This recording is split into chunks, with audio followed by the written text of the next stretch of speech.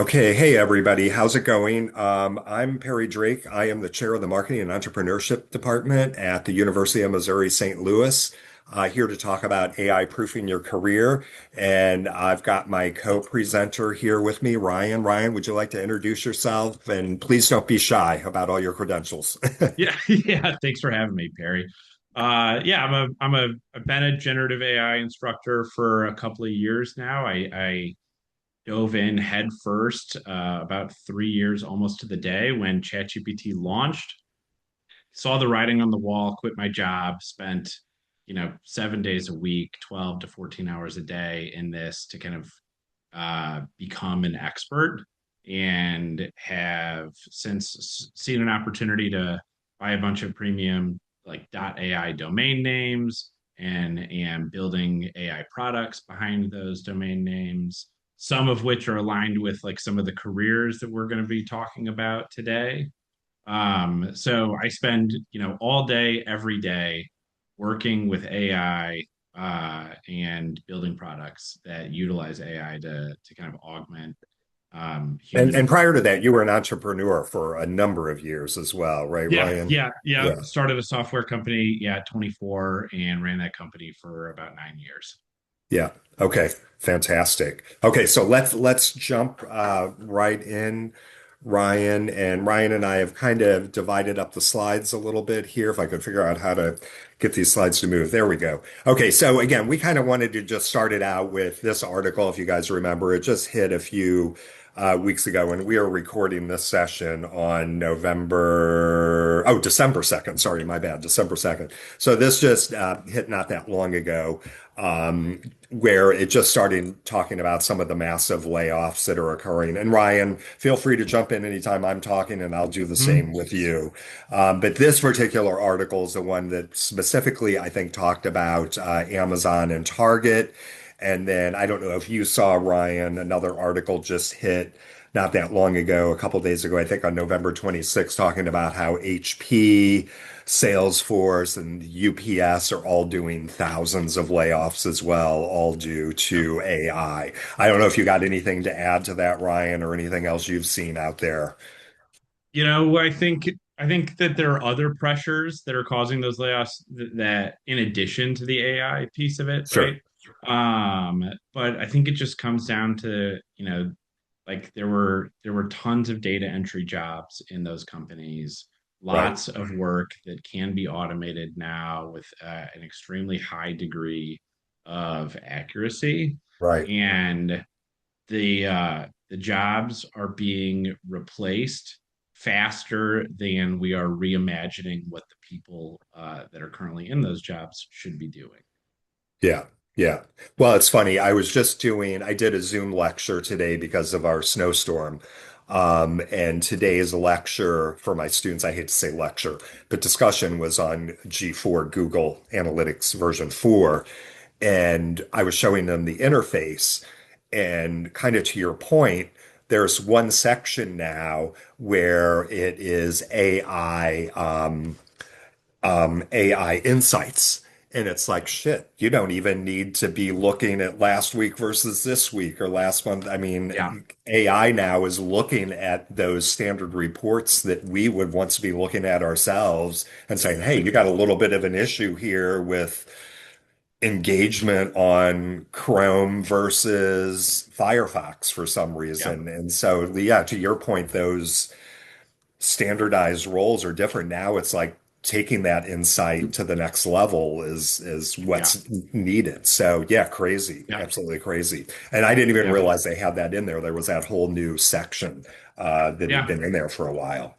yeah. I know Um, a lot of like specific to marketing, like on that topic.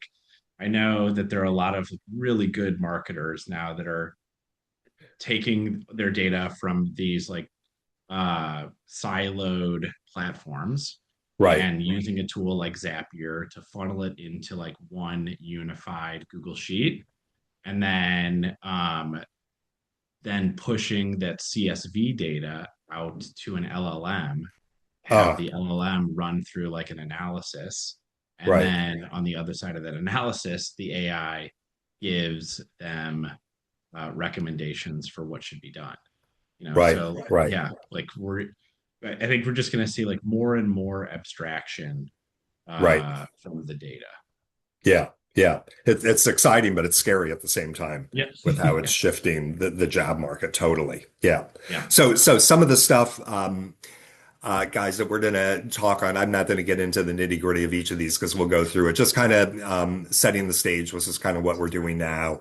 The bigger picture is that how it's kind of reshaping all the various industries.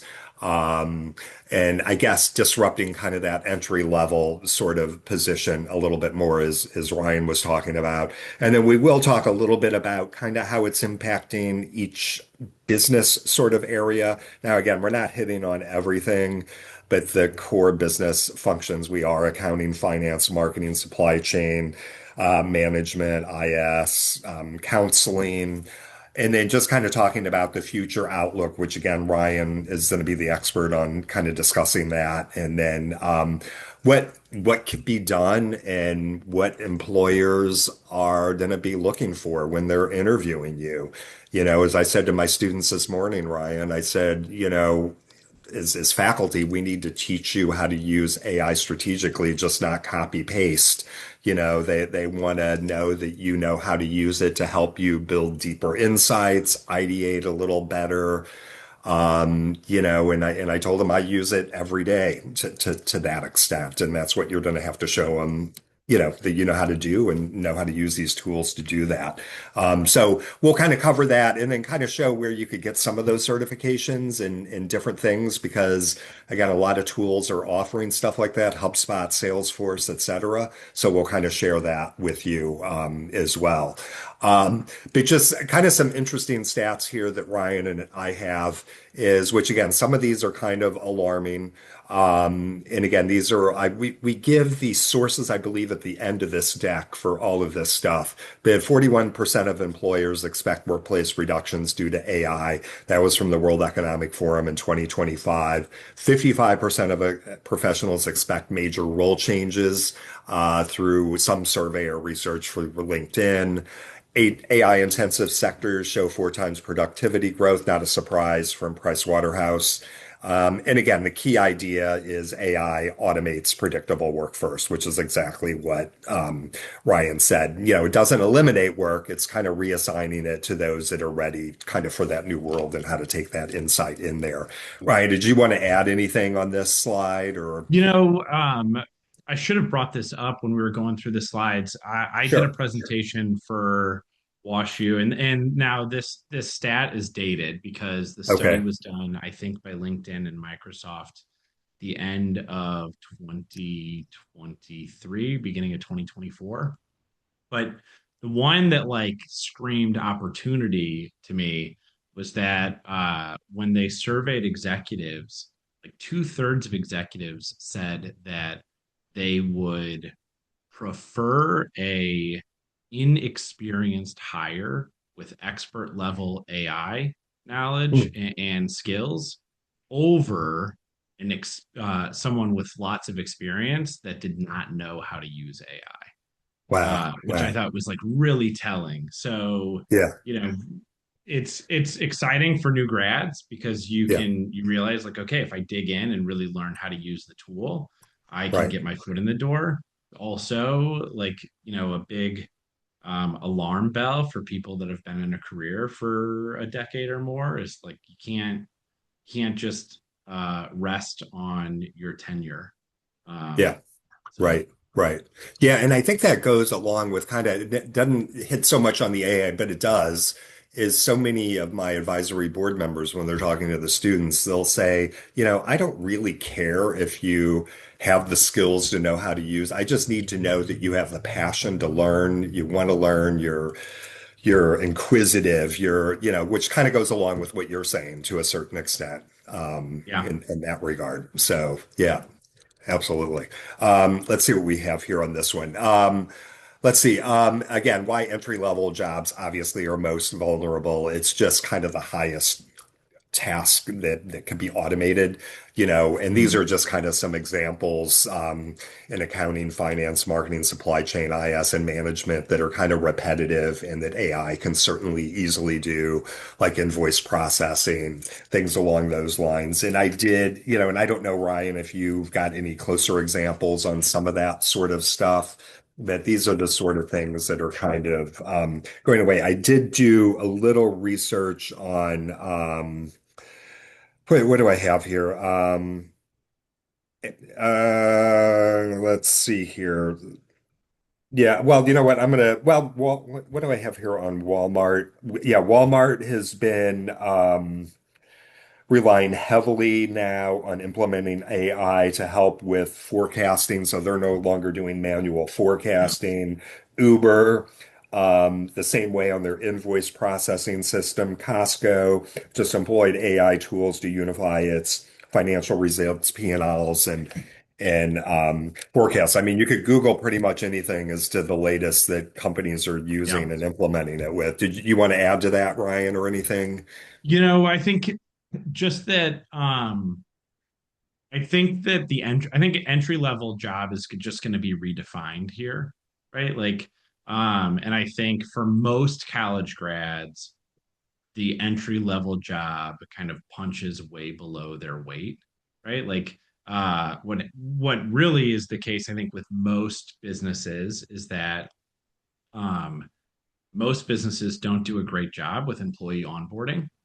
And so they have you do these kind of like menial tasks that you should be able to handle. And while you're doing those, you can like learn the culture of the company, you can learn how things work, you can get, Yeah, and like spreadsheet input and stuff like that, yes, right? Yeah, right. yeah. And so, they have you doing something that is like productive and you're supposed to be spending the rest of your time there kind of learning how things work within that business. I think that this is going to force companies to, if they're removing these entry level tasks and giving them to AI, it's not that they don't want to hire anymore. Right. I think that might be like the goal over the short term, but eventually there's going to be a company that is a competitor that has excess cash and so then if you're not hiring and spending that cash, you're choosing to grow slower, right? Hmm. Over the long run. So what's going to happen is they're going to have to redefine the entry level jobs. They're going to have to do a much better job training, which means that they're really going to be investing more in their people Hmm. from the start, which I think probably also means that those jobs are going to be much more competitive to get. Right. Right. And so, yeah, you're going to have a signal that goes beyond, a short resume to Yeah. say, Yeah. yep, I'm worth Absolutely. this Can much. you add two plus two? Yeah. Right. Yeah. Right. Yeah. Yeah. Absolutely. Yep. Totally hear you on that. I think this one's yours, sir. Yeah. Yeah. The accounting thing. So it's interesting because just a couple of years ago, like AI could not do the accounting, right? Like it was pretty And inconsistent. why was that? Why was that? Well, so um, it has to do with the way large language models work, right? So we didn't have like tool use, we didn't have like consistent, accurate tool use yet for AI or for large language models. They were processing the numbers as language, right? And then trying to predict what number should come rather than like doing the arithmetic. That Okay. is no longer the case, right? Like now the AI can use tools. We can actually define formulas and arithmetic that it should use by creating like tools in Python. So Anthropic just launched a thing a couple of weeks ago called Claude Skills. And Anthropic is also the maker of the model that is being baked into Microsoft Excel. So like anything that like a human can do in Excel, now like AI can accurately do in Excel, right? So so yeah, that field is changing very quickly. And again, I think it's the human is it's another abstraction, right? So instead of the human entering the data and building the pivot tables and analyzing the data, the human is going to be orchestrating the AI. The AI will be, handling data entry, handling how that data is analyzed. The human will be working with the AI to make sure that it's analyzing the right things, right? Um, so there's this theme of taste that keeps coming up, where it's like, you know, the thing that the AI cannot do that humans still can is this taste piece, which is kind of like the sniff test, right? Which is like, Okay. okay, I'm looking at this critically. Does like, are my spidey senses going off, right? Does this make sense? Is it doing the right thing? Um, and, I think in the short term, the issue that like new grads that are wanting to go into accounting are looking at is that it doesn't take as many people, right? If you're like that's just not like a groundbreaking insight. It takes less people to get more insight and higher quality insight. Right. So what those new grads are going to need to be thinking about is like, okay, if Claude is right inside Microsoft Excel, like then go use it and see what Right. can be done and find some open source data to show like how you used AI to build an analysis that would have taken an entry level employee like days or weeks to create. Right. Right. So when do you, and sorry, not meaning to put you on the spot, but Yeah. when you talk about spidey senses, when do you think AI will get to that point where it has, or will it never? Or how, No, like it will, right? I mean, it will. Like yeah. there's a there's a research paper that I was just reading yesterday about how researchers got a swarm of AI agents, like a network of agents, uh, to use a like democratic voting system to Okay. complete a 1 million step task without any errors, right?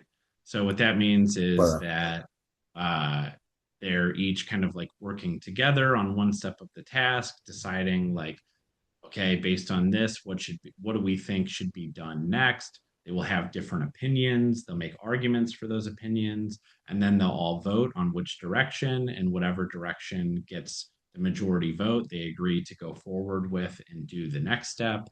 And they kind of repeat that loop until the task is complete. Wow. Right.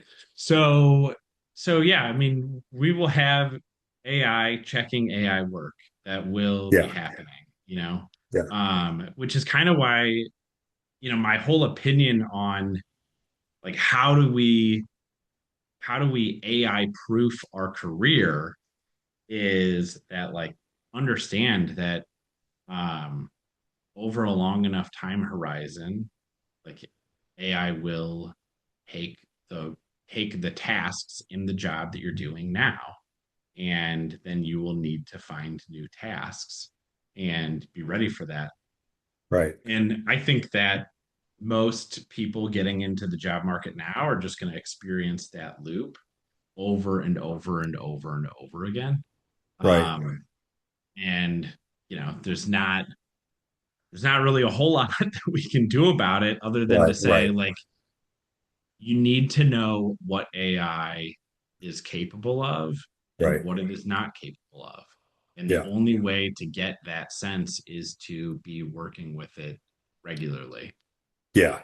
Well, and I think to that point, myself as a faculty member, and I know you instruct sometimes as well, is that's where we need to get our fresh new students to understand what AI really is. It's not copy paste, which is Yeah. what a lot of this first generation AI gen is looking at it as is copy paste and Yeah. getting done with the assignment quick. And that's going to get them nowhere in the job market, Yeah.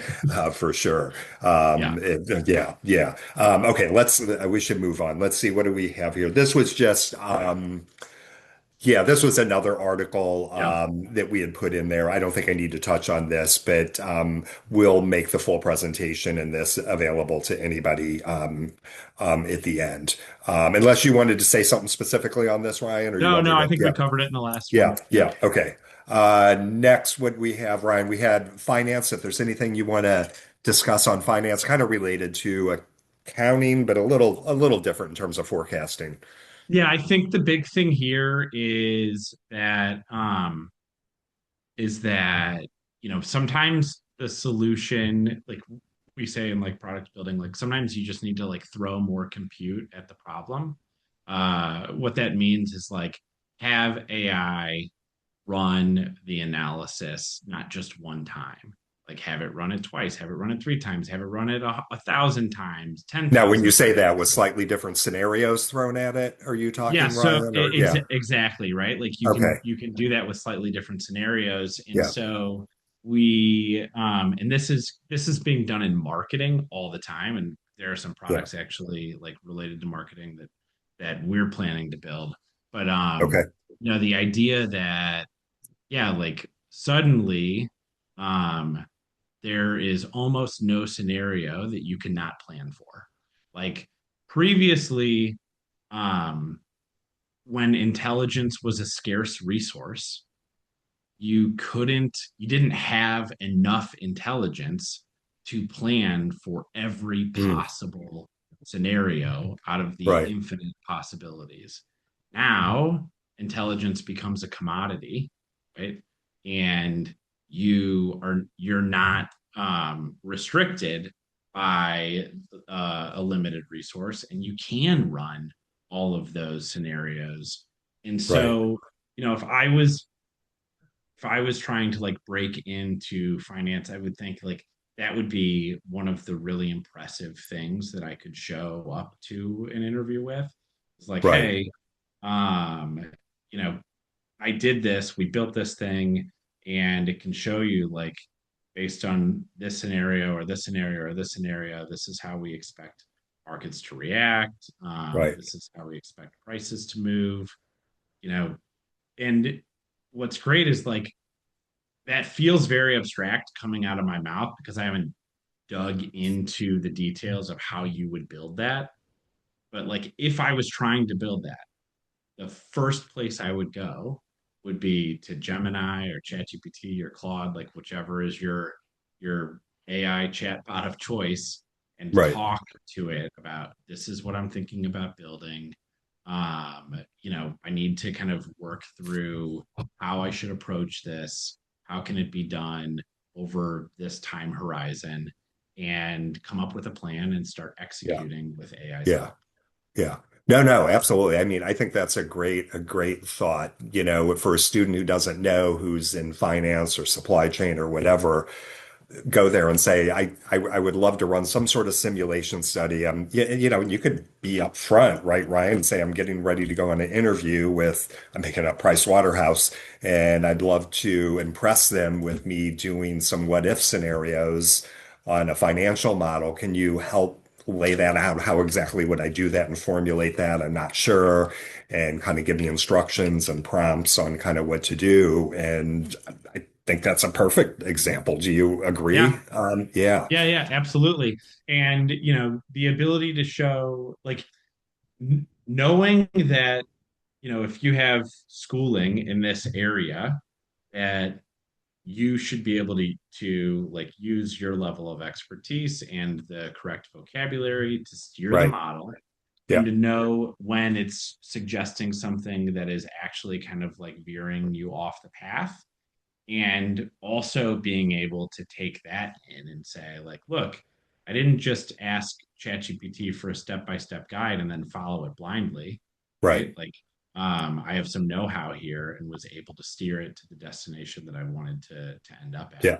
Yeah. And Yeah. yeah, those are the kinds of things that if I was doing the hiring, like that's what I would want to see out of someone. Right.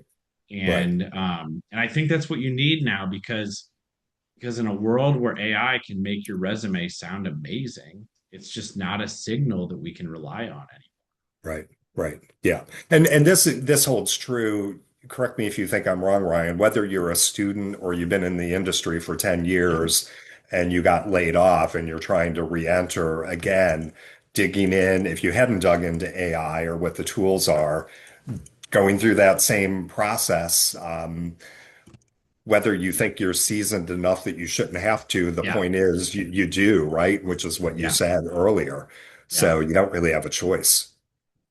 Yeah. yeah. It's like, you know, there was a time when people had to learn to type and learn how to use the internet Right. and Oh yeah. Yeah. figure out software, and it's just Right. yeah, it's part of the deal. Yeah, absolutely. Absolutely.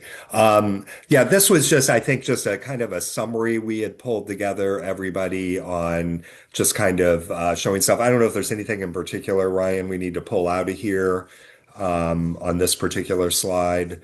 I don't think Um, so. Yeah, I don't think so. I think just the fact that such a huge percent of the stock trades in the United States are executed by automated trading systems, and right. that, But like now we have these systems. aren't there I thought there were safeguards. I mean, I was never in the financial market, but aren't there safeguards where there's no automatic trades, or is that, not to put you on the spot, I'm not but sure is actually. that starting to change due to AI or I something? don't Because I thought know. there was Yeah, concerns. Yeah. I wouldn't be able to speak intelligently on Yeah. that. I Yeah. do know that like they're definitely doing the sentiment analysis, right? Right. Where like Right. Yeah. there's no headline that goes unnoticed. There and it's not just in the media that sentiment analysis is happening. It's Right, happening right, right. on Yeah, no, social no, that's media a great too, and example. I mean, popular on media my, too. I used to teach a social media analytics class back at NYU, and we would use, I can't even remember what some of the tools were now. I don't even know if they're around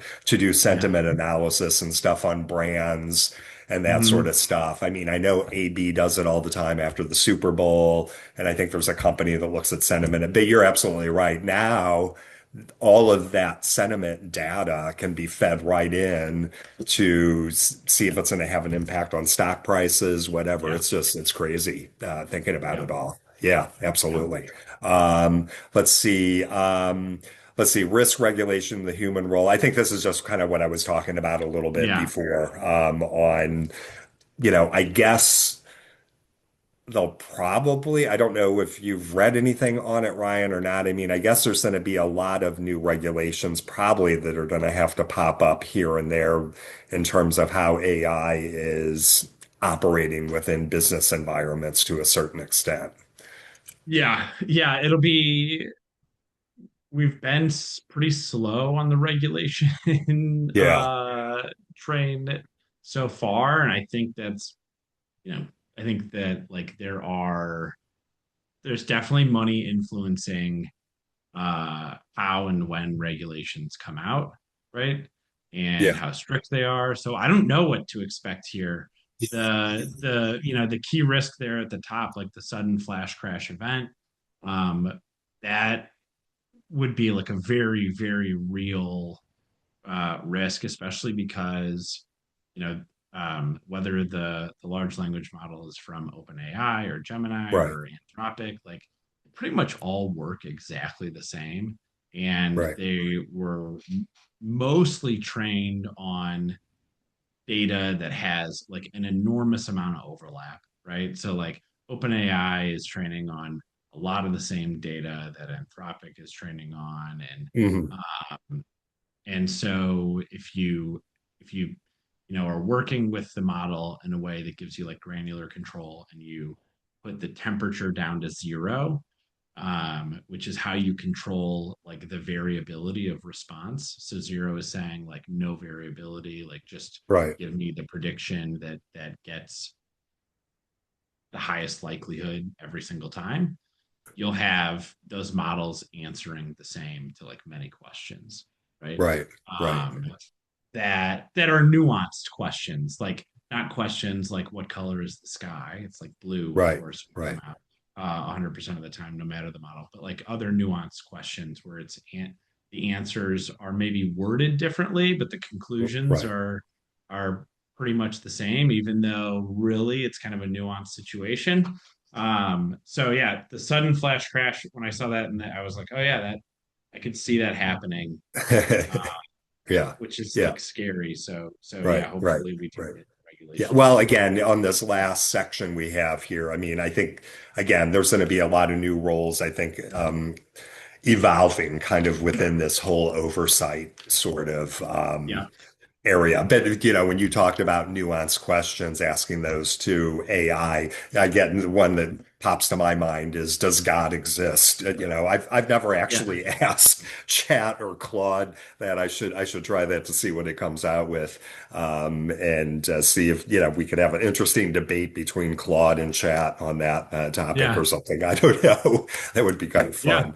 Um, and again, this is just the other thing talking about AI changing corporate finance. So just another article that anybody can link through on that. And marketing. So you said you were doing some work, Ryan, with some marketing tools, AI oh marketing yeah. I mean tools. the like the possibilities are endless here. I would say marketing is probably like the industry that has embraced AI kind of the fastest. There has been Yeah, some resistance to it on the creativity side, but I think sure. most Yeah, creatives are realizing now actually this is a tool that gives them the ability to do things they could never do previously. yeah, I think right, what's also happening is that you've got creatives that are doing more of the kind of like nuts and bolts work. You've got like kind of the nuts and bolts marketers that are really into like the data that are doing more creative stuff now. So you're getting like the Venn diagram of those roles are becoming more and more overlapped, right? right. But I mean, now you can produce a 30-second spot that is like indistinguishable from reality Right. for dollars, right? For like dollars instead Yeah. of thousands or Thousands. tens Yeah. of Yeah. thousands of Right. dollars. The personalization is just wild. So using it a ton for that, especially if you have like a lead gen form that captures just a little bit of data, right? And then Right. um, potentially being able to enrich that data With by other sources. Yeah. yes with Right. other Right. sources, and then like really personalized messaging through email campaigns that are like really written for each individual Right. lead.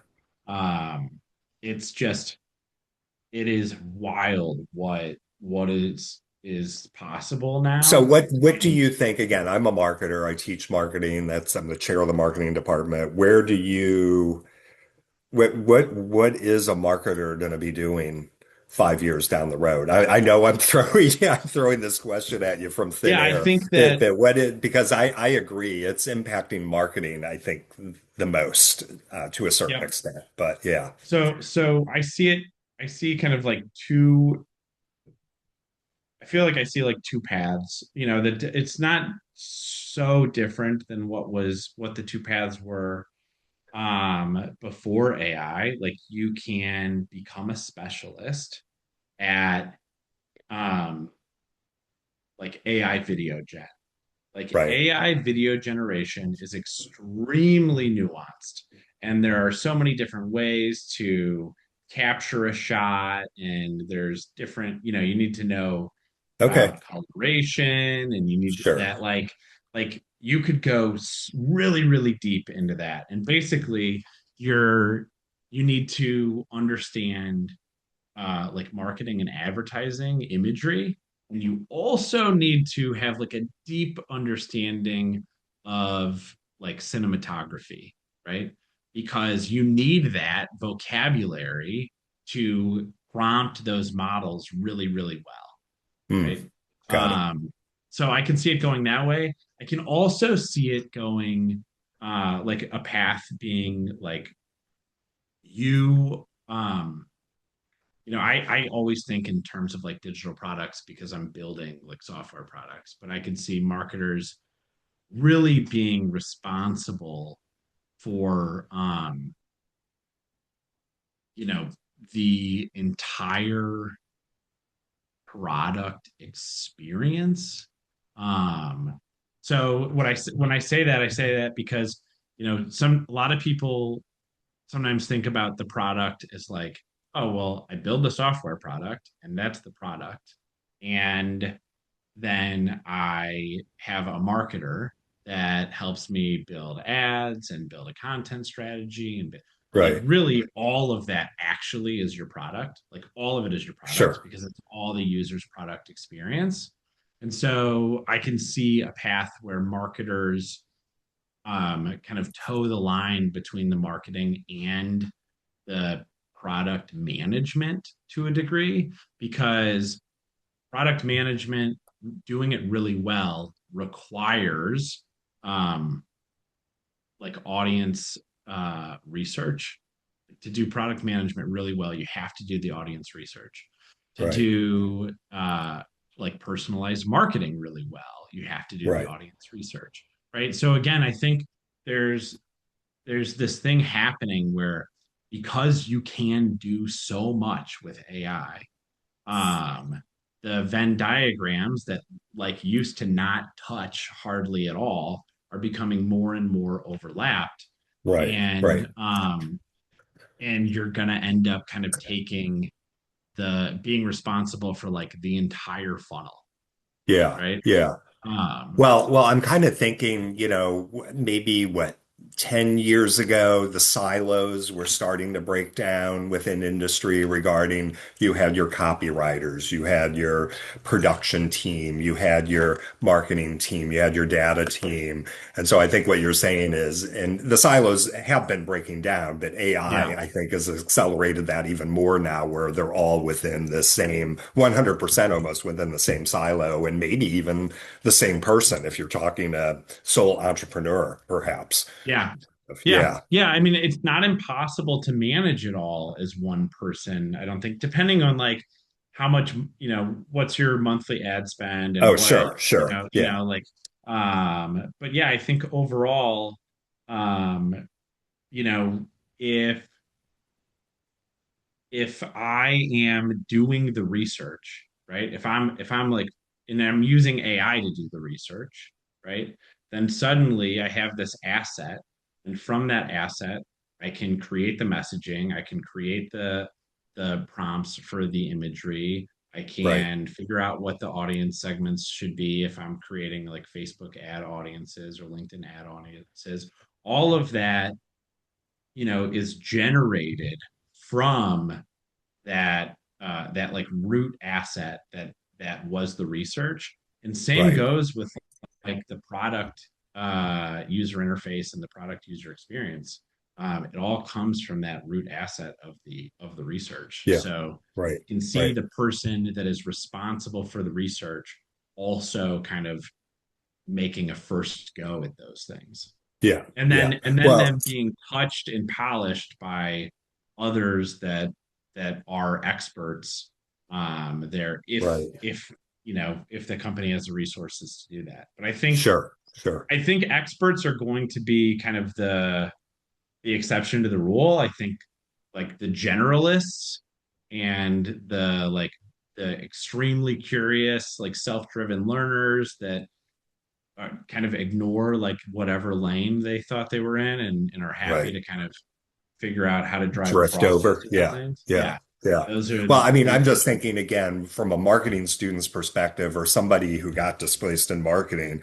It's man, the cool case study work you could do to present to somebody showing how you're using AI is phenomenal. From doing a SWOT, I'm thinking of entering into this market. Can you help me, kind of figure out what areas aren't quite covered or where there's some holes, or do a SWOT on these three companies, and yeah, just kind of take it from there and keep yeah, formulating and working a whole marketing plan, yeah, no, around it. yeah, it's spot on. I think the biggest thing is that like our ideas previous to the technology were again like there were these very real constraints. You might have an amazing idea for an ad that is Right. impossible for you because like you don't have the budget, you don't have Yeah. you can't get a permit to shoot or whatever it is, Right. can't hire the actors. Yeah. Like that's no those constraints are just gone now. We're really limited Yeah. only by our Yeah. imagination. Yeah. Well, it's funny in my social media class, what I used to say to the students, and now it's even more so true, is steal what your competitors are doing out there. You can almost see Yeah. everything they're posting. You can see what's getting the likes, what's not getting the Yeah. likes, what are they blogging about, what sort of videos do they have out there. And now with AI to help you kind of compile that all together, I mean, you could sort through it all Yeah. instantaneously, still doing it, but in a much more efficient, effective manner. And now you can spend the fun time trying to Yeah. glean the insights and develop a strategy based on it. Yeah. So that's the cool thing. And Yeah. again, that's what we've got to get definitely our students to kind of understand on Hmm. that for sure. Let's see, that was just yeah, some more stuff on AI trends. Supply chain, I think it's hitting supply chain pretty heavy too, AI, if Yeah. I'm not mistaken. Yeah. Yeah. It is. And it's because of the predictive ability of the AI, right? So Right. AI knows how much inventory you should be carrying at any given time, if it knows how to Yeah. optimize routes to make sure, to like cut down on drive time, cut down on gas, doing predictive maintenance on vehicles and things like that. Yeah, Right. there's tons of opportunity to integrate AI into the supply chain. What were those? I was reading somewhere, and maybe you're aware of it or not, something they called, I don't know if I have it on the slide, twin modeling or something, or it's helping. And maybe that's Mm, just those two scenarios of what if or whatever. But I yeah. thought they were calling it like twin modeling or something. I don't remember what it was called. I don't know if that rings a bell with you, Ryan, or not. No, it's not at the moment. But I think Uh, that's what they were getting at, how it's helping kind of do those scenario one versus scenario two. If a supply, a yeah, supplier breaks down. the digital twins disrupting the Yeah, old yeah, fashioned supply right, chain. right. Yeah, And yeah, now they're replicating like entire supply networks in virtual right, environments. right. And I could see Then that being yeah, really cool. Yeah, yeah, yeah, yeah, absolutely. Supply chain's not my thing, that's for sure. yeah, yeah, And then obviously it's hitting information systems. And again, now when I was pulling this slide together for us, but again, you could probably hit this better than me. It seemed like it was pretty narrow in terms of how it was saying it was impacting it from a IT support perspective. But I yeah. mean, yeah, I think well, so people now can go directly to like a chat GPT and chat GPT can help them like yeah. troubleshoot Okay, and I gotcha. I respond. gotcha. So Yeah, that's yeah, part of it. But yeah, I would right. see like this second to last point where the jobs tomorrow will focus less on fixing computers and more on designing how people and AI work together. I think Right. that's like spot on. Yeah, right, Yeah. right. Yeah. Yeah. I was thinking, I forgot what I was trying to do. I was trying to do something on my smartphone. I can't remember what it was to figure out how to turn something off on Facebook, the recording device or something, so it doesn't listen to me so much. Yeah. And, I was having to go through chat a little bit to help me work through that, but it would have been much more time consuming just to try to read Google articles to do that. Oh yeah. Yep. But Yeah. yeah, I We're mean, it gets definitely frustrating still a little bit, but yeah, Yeah, we're definitely going to see this, I think, more and more. And it's not just going to be with computers, it's going to be with tons of things that you need to like troubleshoot or fix or whatever. It right, might be right, your vehicle, it might be that you've got a leaky faucet, it could be, if you can point a camera at it and ask a sure, question, like yeah, AI is going to walk you through how to fix that thing. right, right, yeah, yeah. Well, it's interesting, and I know it's a little on topic, but a little off. Hoffman Brothers. I use Hoffman Brothers for my heating and air conditioning. Hmm. And I called them up maybe a month ago to set up a session to come do their yearly checkup on the heating system. And right away, they had a chatbot that I'm going to tell you it. And usually I get really frustrated with chatbots. And right away I say, operator, operator, just give Yeah. me a real person. And I mean, and this was Hoffman Brothers, which Yep. I mean, they're big in St. Louis, but they're not Yeah. national. But it was really impressive. It's like, Yeah. I mean, the person sounded real, was able to answer my questions, my prompts. I tried to throw it off a couple times, and it's just, Yep. yeah, amazing where it's all going. Yeah. Yeah. Sorry, a little off subject there. Management, I don't know if we need to say anything here in particular. Ryan, if I you would want to add say, anything. yeah, I think that middle management is in trouble. Okay. I like if your job is to just relay information, I think that that is a really vulnerable position to be in. Okay. The reason why I say that is because, you know, so like right after kind of the turn of the century in 1900, we switched from like the CEO makes every decision possible that needs to be Right. made to a distributed decision system to manage companies where you were having your you're having like department heads kind of make those decisions and then report to the Right. CEO. What's happening now, though, is that as AI can kind of like enter the data, do the entry level jobs, then like abstract, or I should say, like then analyze the information, help managers make decisions, right? Help the workers make decisions, and then relay that information to the CEO. There's going to be like less of a need for people to sit between the CEO and like the doers, right? Okay. And I think that, there might like, one of the reasons why there is that middle management layer is because if people have questions, they don't want the CEO doesn't want to Oh, spend to their be entire bothered. day answering all of Yeah. those questions, right? Right. But the thing is that the LLM will be able to answer the people's questions, right? Like the AI will be able to answer people's questions. Right. So, um, so yeah, I would see like that middle management layer as being like really vulnerable. You're gonna need to do, I think, more than just like manage people and report progress. Right. Um, because there's going to be less people to manage and progress is going to report itself. Right. Right. And I could see maybe kind of, I'm just thinking out loud.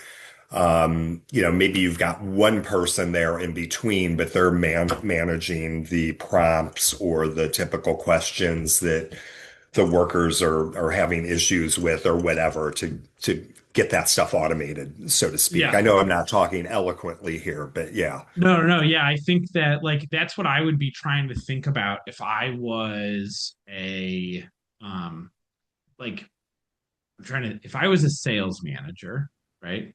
And so my job as a sales manager is is to support the sales team, is to try to drive the sales team towards like monthly and quarterly quotas, Quotas. and Right. is to then report to the chief revenue officer, right?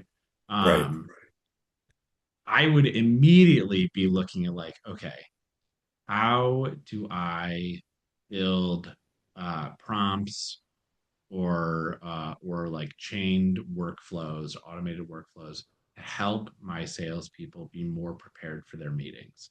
How do Right. I, like those are the things that I would be looking to do. Like where can I prove that I can bring AI in and create systems that are going to help um, help my sales team be more successful and kind of create systems almost to like move myself out of the role that I was playing as a people manager and Right. uh like you're still going to need to motivate people for sure. Sure. But Sure. but that's I would be imagining what should my job look like when AI Right. is Right. totally ubiquitous, and I would start trying to create that role for myself, not kind of like closing my eyes and hanging on and hoping that my company is just late to Yeah. act. Yeah. Yeah. Well, I mean, I'm thinking now, I've heard stories, again, I'm not in sales, but where a lot of, especially the old time salespeople, again, they don't even like to embrace HubSpot or the CM tools, and they just, Yep. they just want to do their sales thing, so to speak. So it almost sounds like you're saying that's long gone and even more so now because AI is probably going to be entering into that a lot as well, for kind of that Yeah. group. I think it depends on the thing that you're selling too. Like there are things that are entirely relationship based, right? Right. Where like um I think about like wealth management people, right? Like that if you're on the wealth management side of things and you're in Right. like client relationships, Yeah. like there's so little to be, you know, those decisions often aren't made on the margins, right? Right. Like Right. Right. it's often like, oh, you know, firm A is offering me the exact same thing as firm B. I like the guy from firm B better. Yeah. We're going to Yeah. go with firm B. Right. And Right. then you build those relationships. It's going to be tough to get away from that.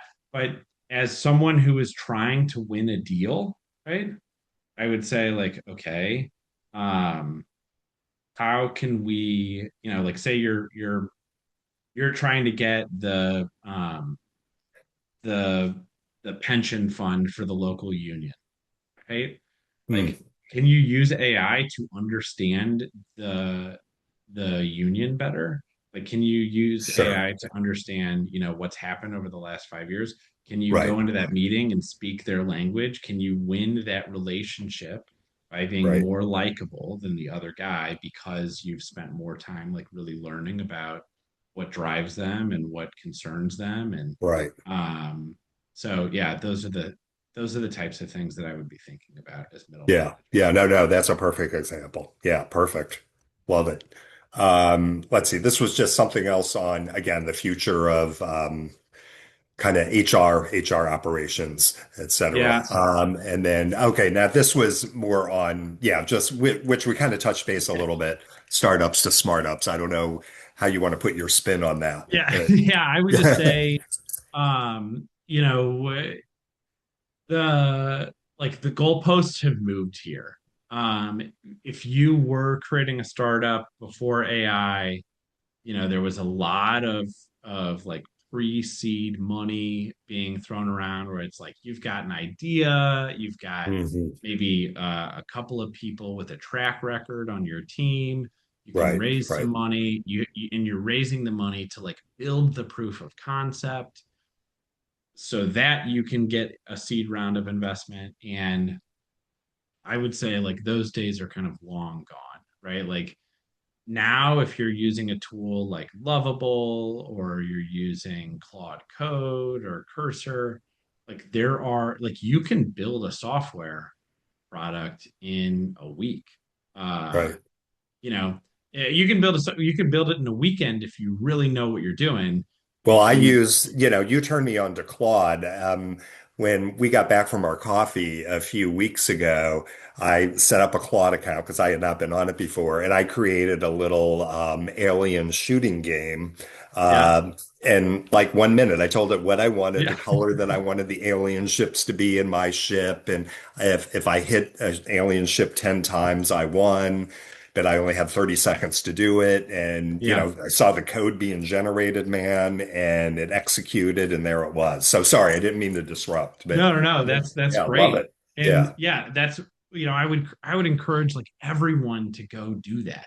Like yeah, you just don't realize what's possible until you start trying to kind of push on the edge of possibility Right. by seeing like, can I use this tool to do something I thought I was never capable of doing before? Mm. And like, I can tell you, I've never written a line of code in my life. Like, by having that software company for so long, and I learned to kind of speak some of the language of software, but I still didn't really understand what it took to implement a front end UI on top of a back end data structure, and Mm. wire those things together, and then what it takes to create like a native mobile app. But now, I've got a mobile app on the App Store with Apple that I built entirely myself over the course of a few weeks, Right. and like that would have never been possible Yeah. before. And so, what did it cost me? It cost me a $200 a month subscription to Claude Code Max, so that I don't run into any rate limits, and that's Right. it. Like, Yeah. I mean, we're talking 3 years ago, that would have cost tens of thousands of Right. dollars in Right. months of development time. Yeah. Yeah.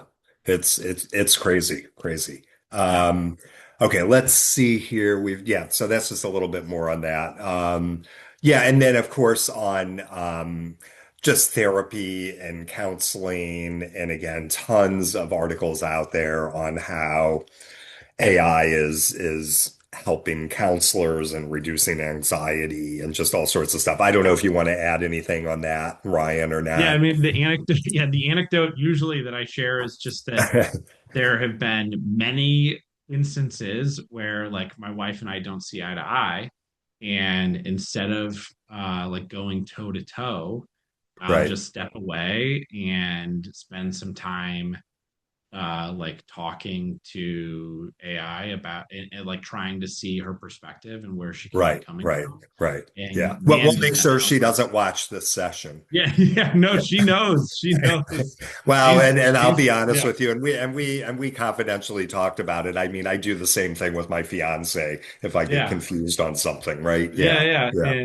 And yeah. it helps us get to resolutions like much faster, Sure.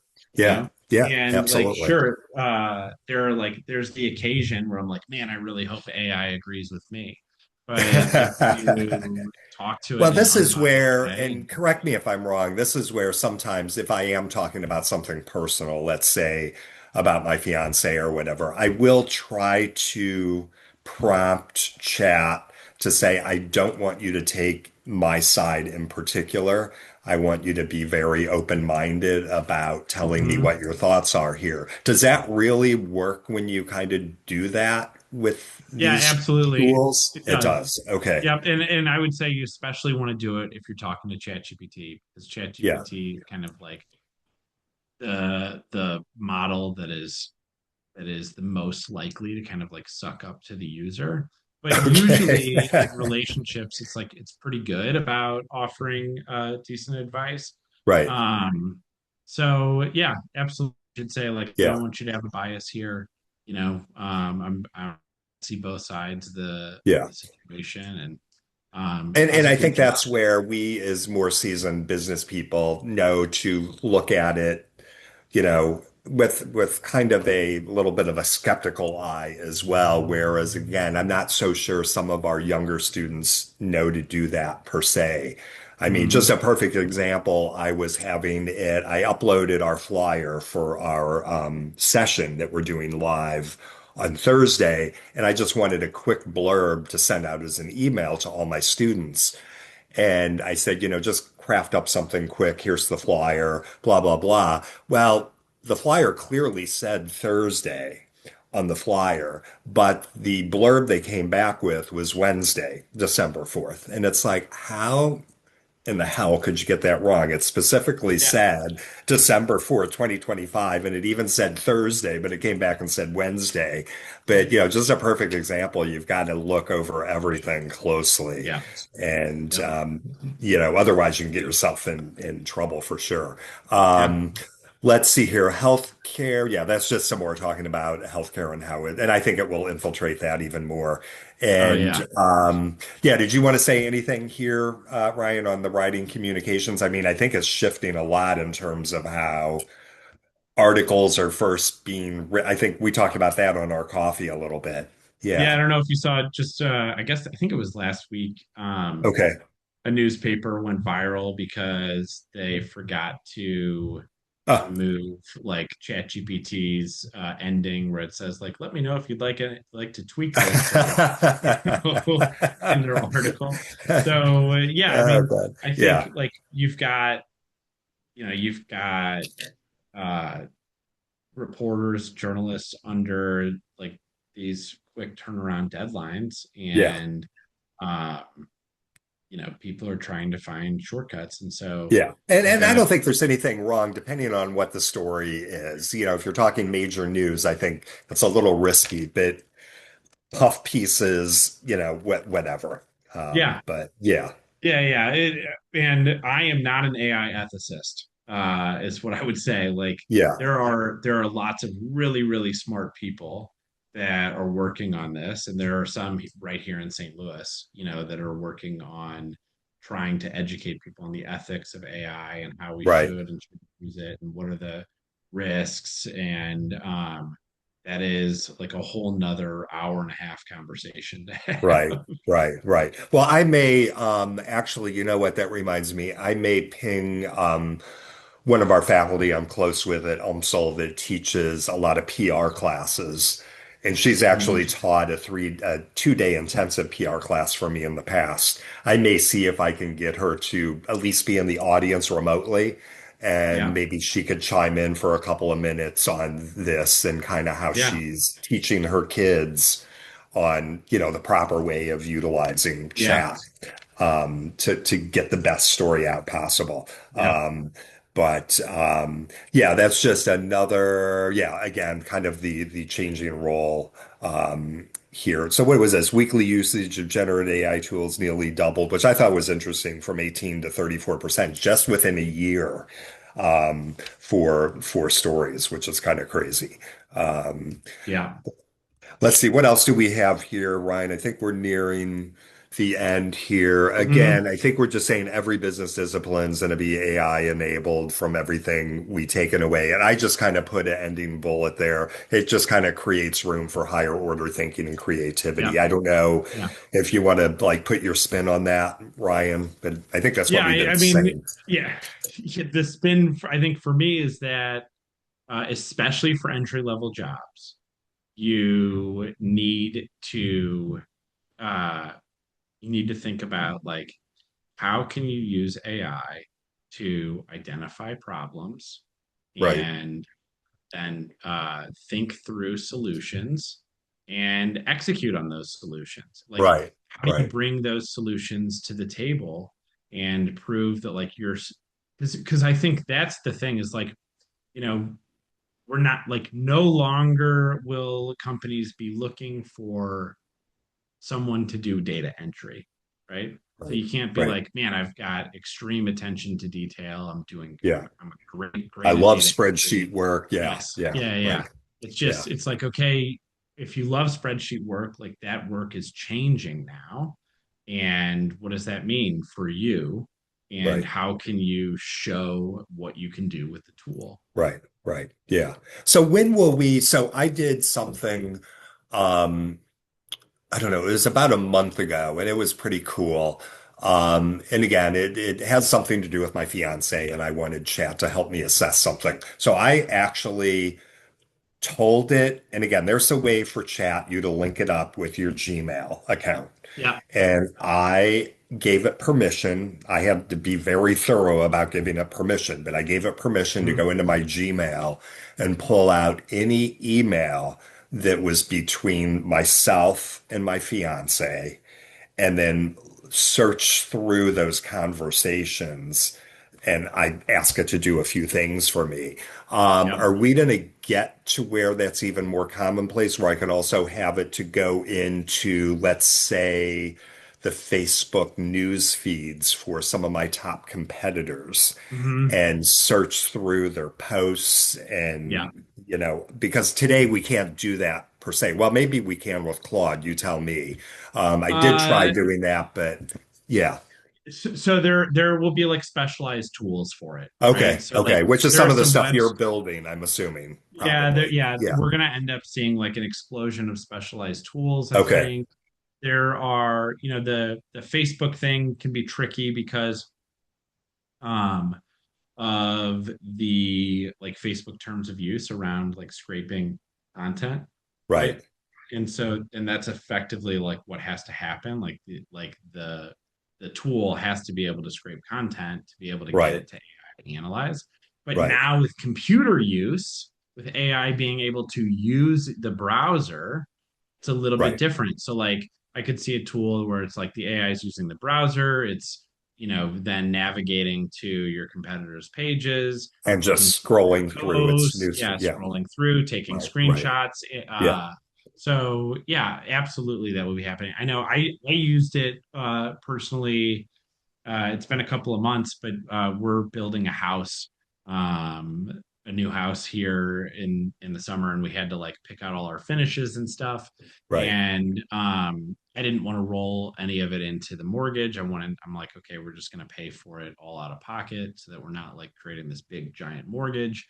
Right. And so I pulled a spreadsheet of all these options and the prices that they were going to cost for the builder, and then gave that spreadsheet to AI, and then had AI do searches for those items and give me like a realistic estimated cost for materials and labor to do it Right. ourselves, Right. and then was able to say, okay, I know for sure that like we're going to do this and this and this through the builder, and then these things we're going to do on our own afterwards Because and you could do cost them us a lot more. cheaper. Yeah. Right. Right. Yep. Yeah. So No, no, yeah, it's that's just, cool. when you it's I forget what the type of work it is, but it's like if it's on a screen, basically, like if the work that you're doing requires you to like read and type on a screen, Right. expect that AI can do it right now, or that there's a series of tools that you can string That could together to do it. have it done. Yeah. Yeah. Yeah. Yep. No, that's cool.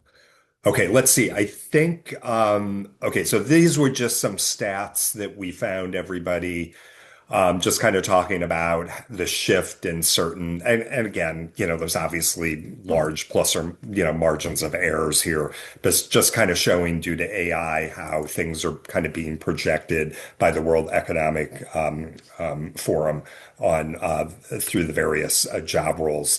Ryan, was there anything you want to hit on this page, which talks about the relative AI automation risk by industry, or where you see the largest hit being or not, for example? No, I agree with this. I thought that this table was really good. I think Thank you. that ChatGPT created this for me, by the yeah, way. Just I so you think know. yeah, Yeah. yeah, Yeah. I think the vulnerability is like where it says high, where it says low. I think that's pretty Yeah. accurate.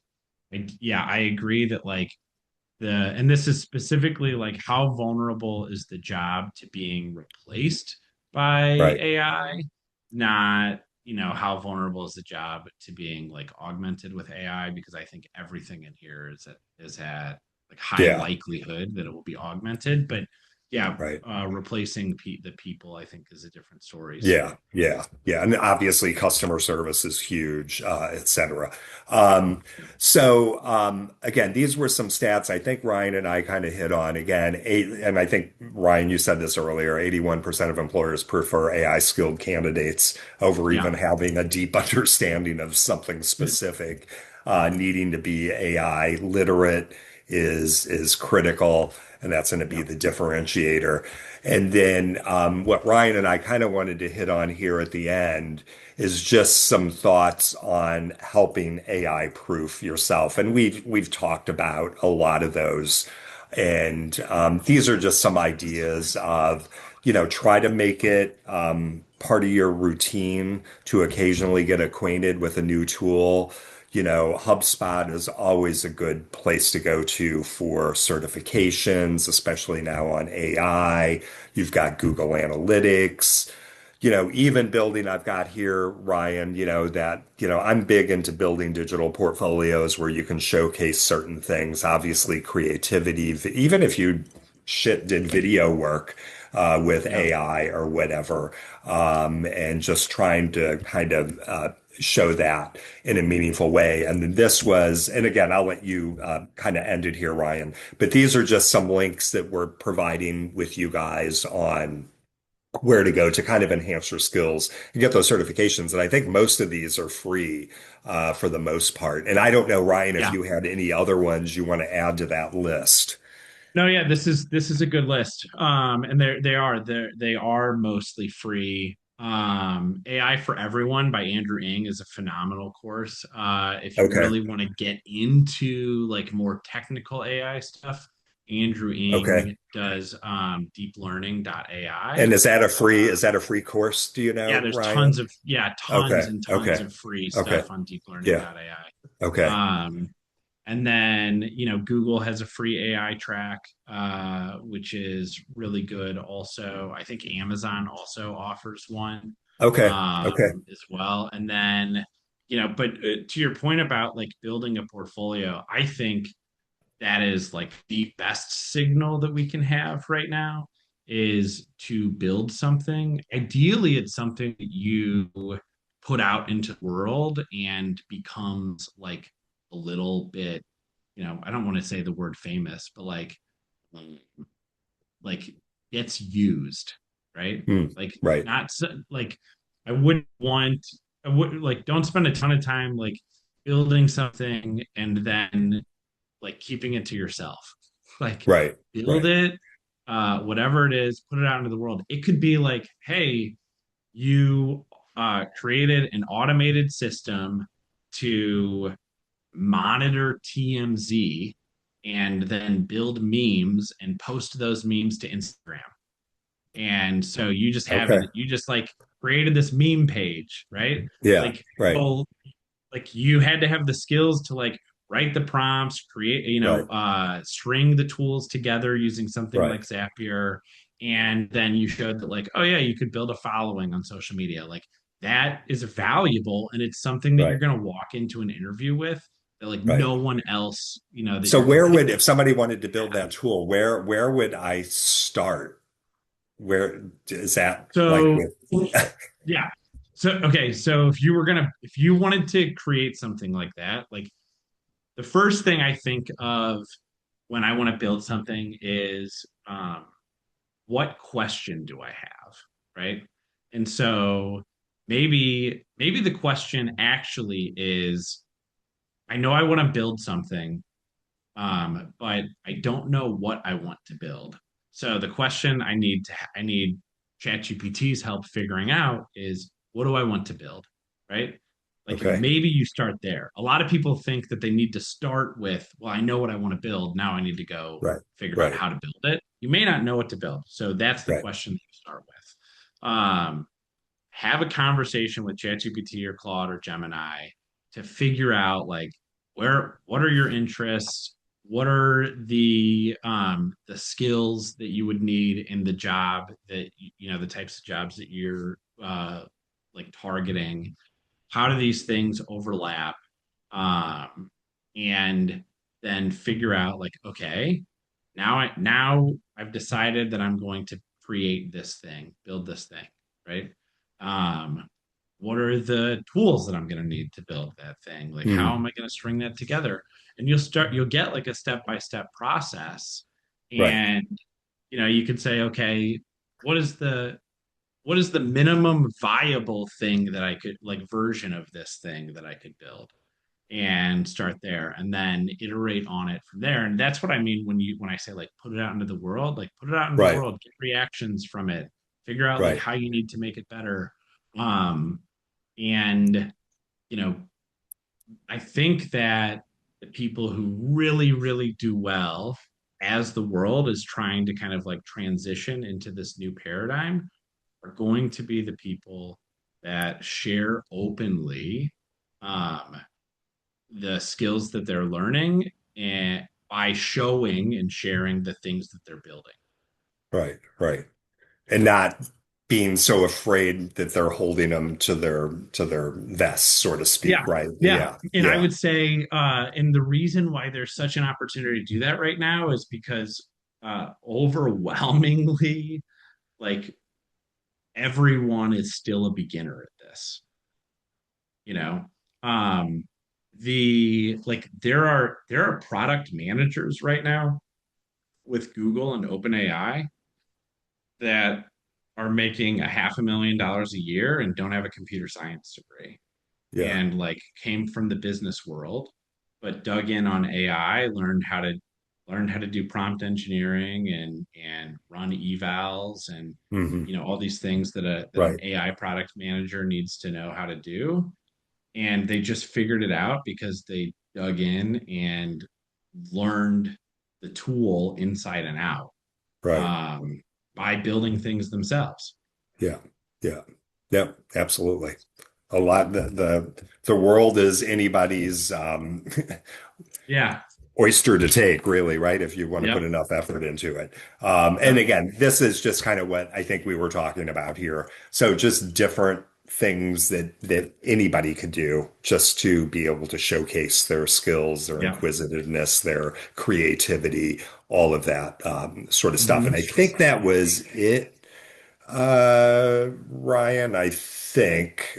Hmm. Yeah, just kind of talking about lots of, I don't know if there's any, are you in any interesting LinkedIn groups or anything that you follow out there in the You AI world? know, Or, well, I know I you mentioned am, Andrew Ng. I know you mentioned him. Yeah. yeah, I mean, I follow Andrew Ng, I follow Ethan Mollick for sure. Yeah. Those are great people to follow, especially if you're like on the technical side of things. Right. There's tons more on LinkedIn to follow. Yeah. I there are some good AI communities to join. There's uh, there's a podcast called the Artificial Intelligence Show uh, Okay. that is run by a guy named Paul Retzer.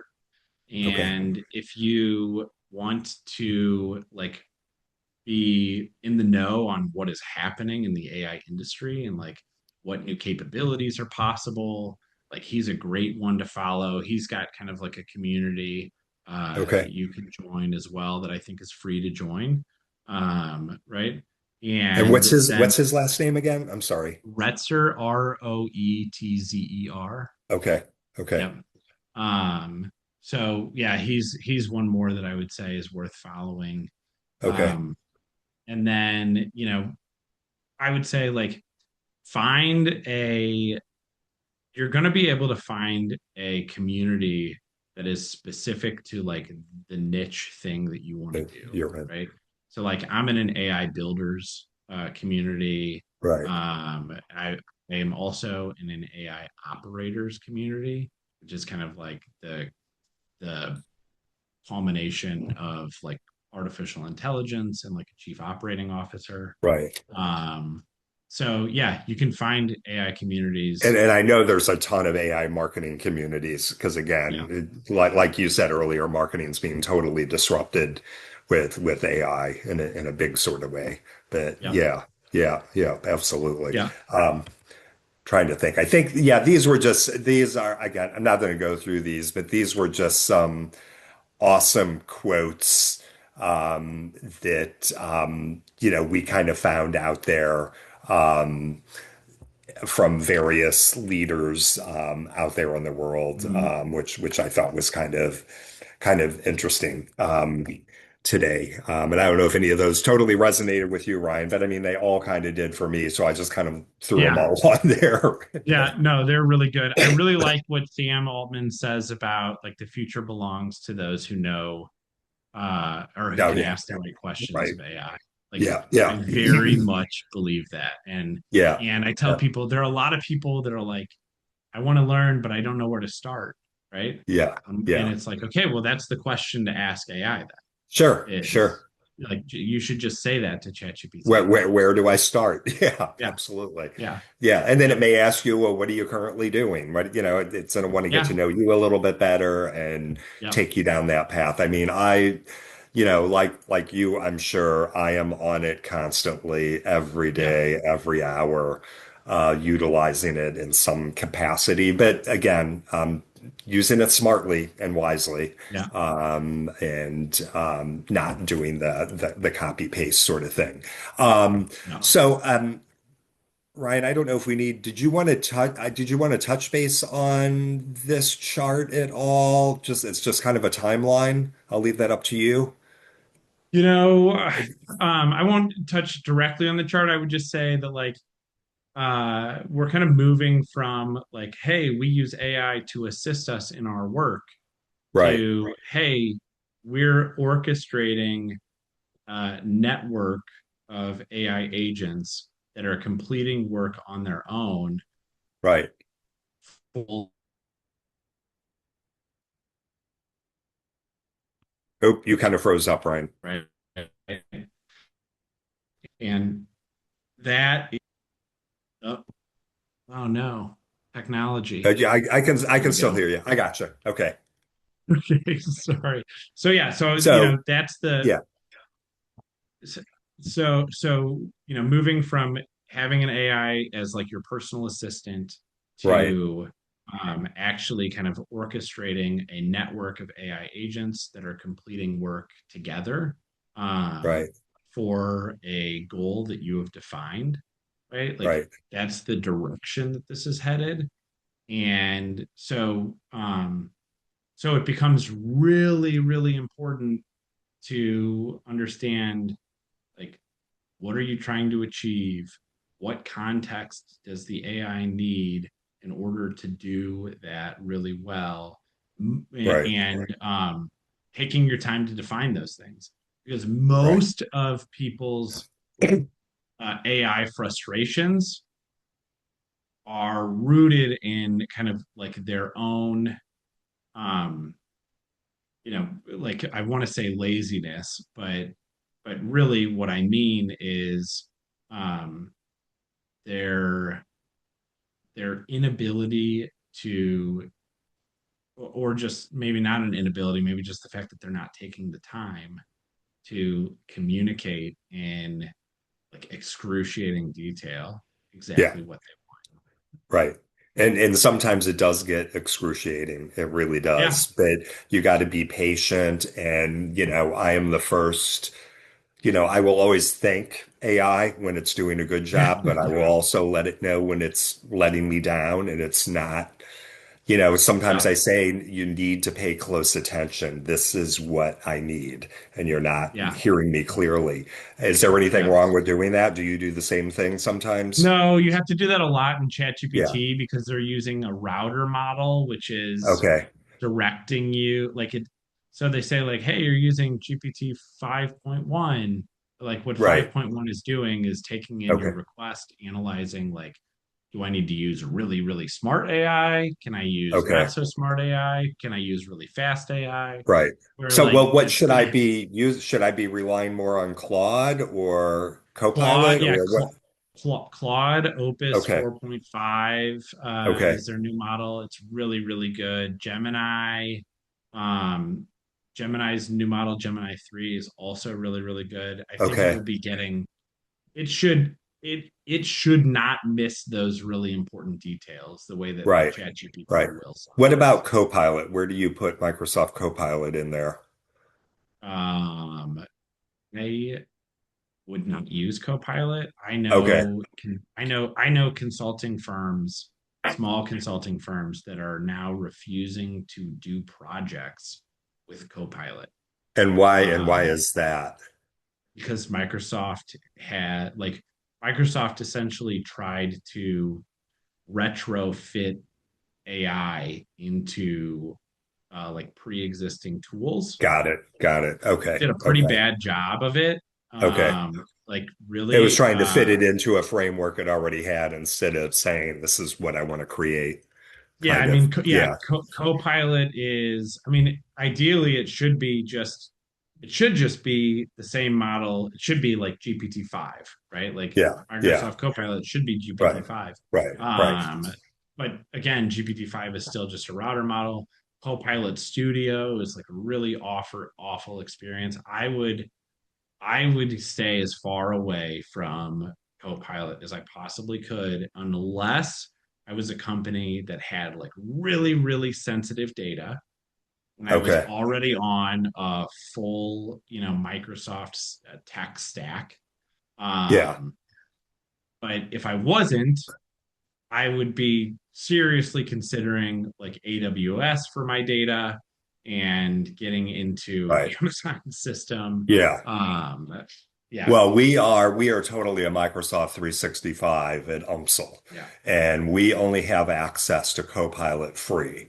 I pay yeah, for my own ChatGPT. I cover the cost of a couple faculty members on ChatGPT. And again, I can get in trouble with this if the chancellor watches this video. But, I did send an email to the head of IT saying, when are we going to have a suite of AI tools at hand? I said, yeah, because we're at the point where we need a suite of different tools for different tasks. yep, And, he basically came back and said, we're not really on board with that at this point. We're Copilot 365. And I'm kind of like you. I don't like using it. I really have used it very little. I am getting frustrated with chat a little bit, and we talked about that before because it's getting to be so slow sometimes, hmm depending on if my prompts are very complicated. hmm And I think then that's when you kind of were turning me on to Claude as an option. But yeah, that's kind of all I'm going to say there because I don't want to get in yeah, too much more trouble. yeah, yeah. I understand. But I yeah, understand. yeah. So and I'm sure Ryan, so the thing I want to do is what is your contact information? If anybody wants to get a hold of you, what is your email, Ryan? And we should have put that at the end of this deck, and I don't think I Yeah, did. so they can find me on LinkedIn. My last name is spelled, Brennell. It's two N's Yeah, and two L's. And then my email is just ryan.brennell@gmail.com. And yeah, people are welcome to reach out. I'm happy to help people with, getting their feet wet in AI, or right. if they have like a project that they want to talk through or something like that. Uh, I'm, happy to be a resource for anyone who needs it. Yeah, I think it's great. Yeah, this was phenomenal, Ryan, and I'm looking forward to doing this live with you on Yeah. Thursday. And then we'll push this out as well out through social and for anybody who wasn't able to make it on Thursday. And I hope you had a good time as well. I always learn Yeah, I did. something It from was, you. yeah, Yeah, great yeah. conversation. Yeah, I'm glad we rehooked back up, and I'm going to stop the recording. Hang on for a second, and I can just say Okay. thank you to you. Hold on one second. I'll stop the recording.